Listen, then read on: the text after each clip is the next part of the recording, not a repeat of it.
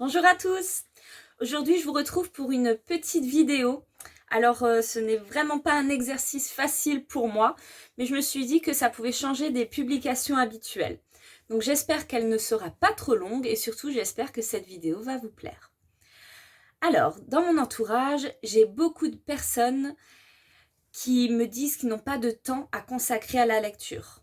Donc, je me suis dit que ça pouvait être pas mal de leur donner quelques petits conseils. Ces personnes se demandent donc comment trouver du temps à consacrer à cette activité. Comment réussir à trouver du temps alors qu'on a déjà pas mal d'activités et de tâches tout au long de la journée. Se préparer, préparer nos enfants, les emmener à l'école, aller au travail, faire à manger, faire le ménage, passer du temps avec notre famille, passer du temps avec nos amis. Vraiment, nos journées sont extrêmement bien remplies, parfois beaucoup trop.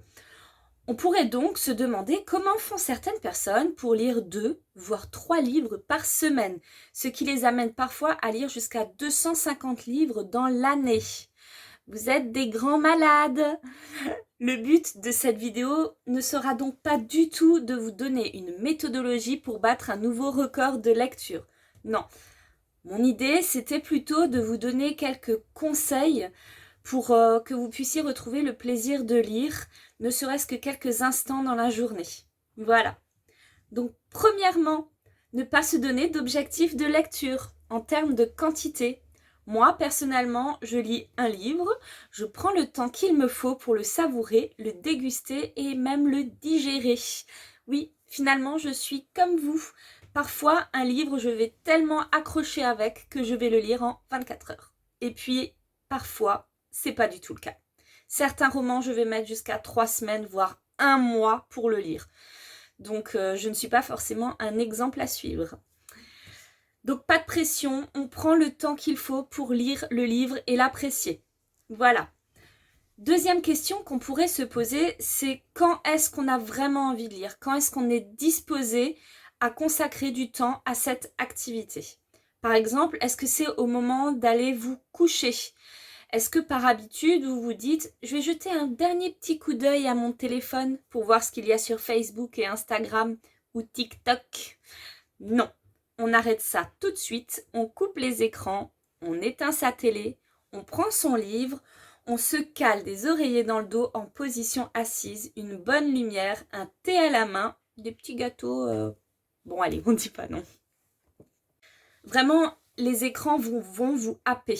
Donc, essayez de faire ce travail-là quotidiennement, le soir, avant de vous coucher. On éteint la source de stress. On prend plutôt un livre et on bouquine. Alors, je sais, parmi vous, il y a des personnes qui ont beaucoup de mal à lire le soir. Au bout de 2 pages, ils s'endorment. Donc, c'est peut-être que vous n'êtes pas fait pour lire le soir. Essayez peut-être de lire le matin. Alors non, je ne parle pas de lire vos emails, je parle bien d'une lecture plaisir. On prend un petit roman et on attaque sa journée en douceur. On active les neurones gentiment, sans agressivité.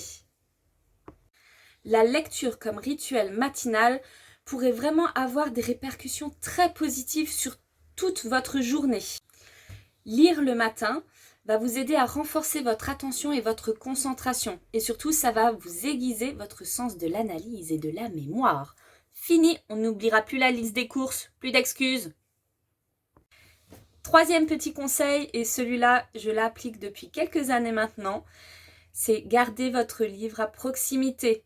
Jamais loin de soi, toujours dans son sac à main. Ça, c'est pour nous.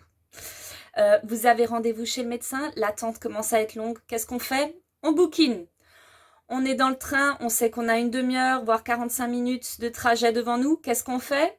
On bouquine. Les enfants sortent à 16h10 tapantes, mais on a quand même 10 minutes d'avance. Qu'est-ce qu'on fait? J'entends rien. On bouquine. Bien sûr, ce sont des exemples à adapter à votre vie, à vous. Donc, en moyenne, grâce à ces 3 petits conseils, vous allez lire jusqu'à 30 minutes par jour. Et franchement, 30 minutes, c'est énorme.